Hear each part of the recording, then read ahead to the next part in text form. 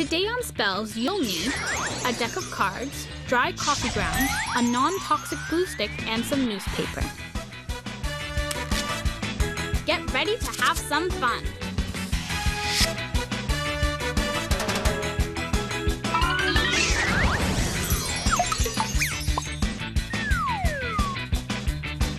Hi, welcome to Spellz. I'm Bridget. And I'm Jay. Bridget, I've got an idea I want to run by you. Okay. What do you say we get some new characters on the show? What do you mean? Well, like some wacky neighbors.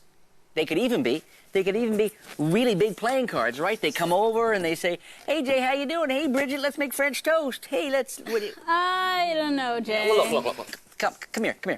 This is what I had in mind. Our next door neighbors are a bunch of cards by the name of the Diamond Family. So come on in and join us, and you will see. So, what did you think? Huh? Well, it was interesting. I think that maybe... Bridget, I just figured since today's show is all about card tricks, I just thought that would kind of... No. Let's make some magic.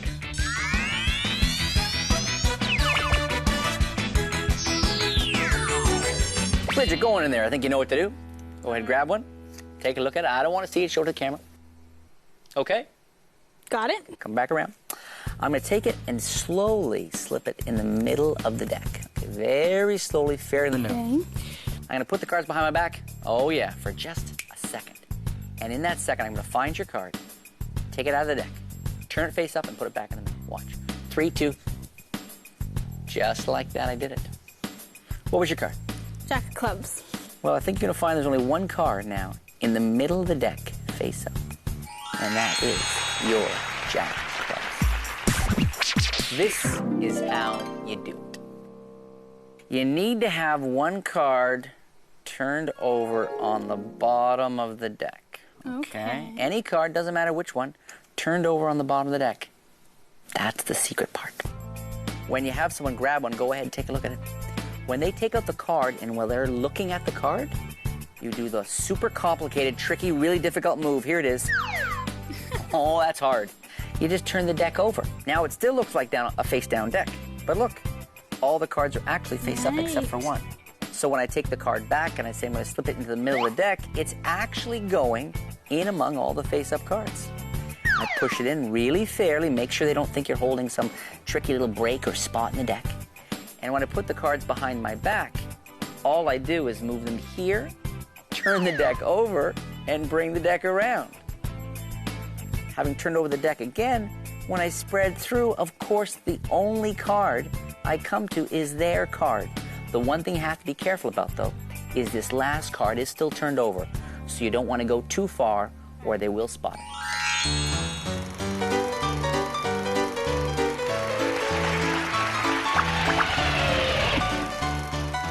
All right, Jay, pick a card, any card.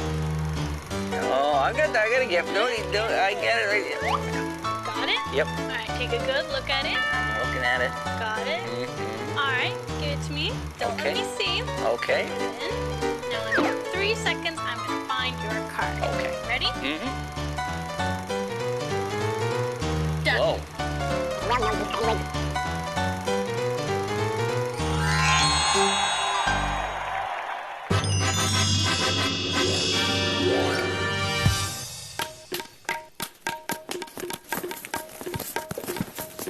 Oh, hey. Hi, come. I am Abra. Und I Kadabra. And our show is called Abra und Kadabra. We wanted to call our show The Funky Chicken. Ha! It is to laugh. We are not funky nor chickens.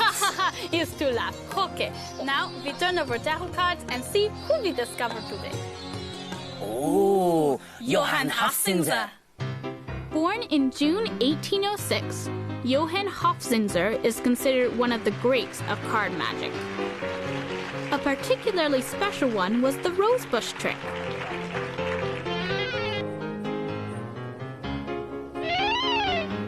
On on stage, Hofzinger would have a small, elegant flower pot with a tiny rose bush. He then shuffled a deck of cards. He removed a card and showed it to the audience. He then returned the card to the deck and shuffled it some more.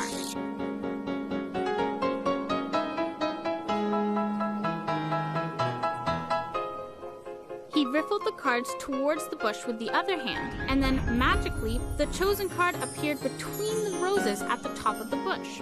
How it got there, no one knew. Now, we dance.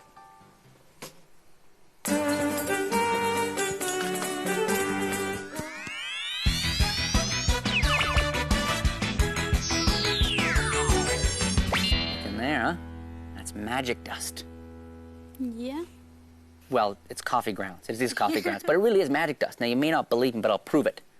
It really is magic dust. Watch. Cut the cards. You can cut off a few cards, cut off a lot of cards, cut somewhere in the middle. Just cut wherever you want. Let's see. There. I'm going to mark the spot where you cut. Right there. Now, do you feel like you could have cut anywhere? Yes. Do you think if you'd used your left hand, it would have been different? Do you think you would have cut to a different card? What do you think? Maybe. Now, you've cut to one card. Why don't you turn that card over? Take a look. Turn it right over.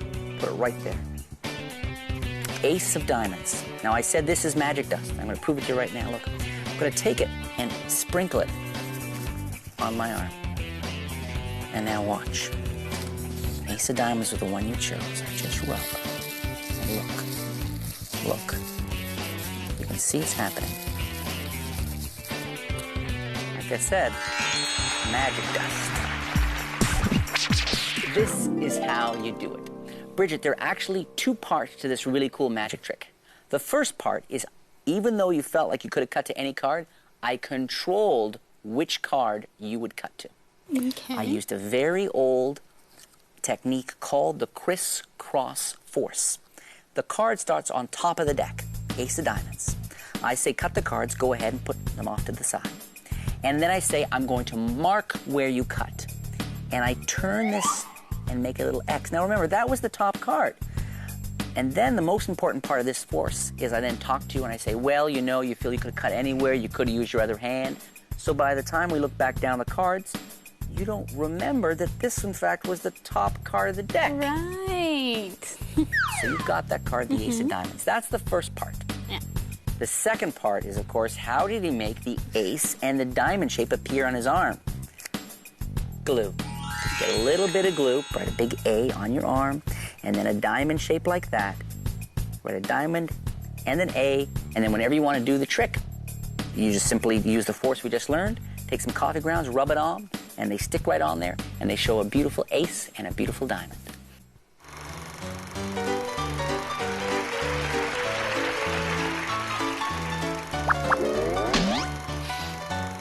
All right, Jake, cut the cards.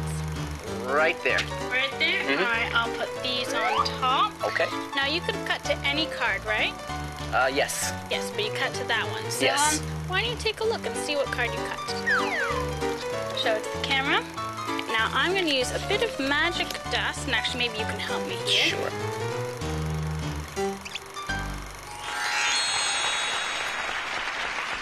With this trick, sometimes what I like to do is, instead of having the initials of a playing card magically appear on my arm, I like to have the initials of someone's middle name.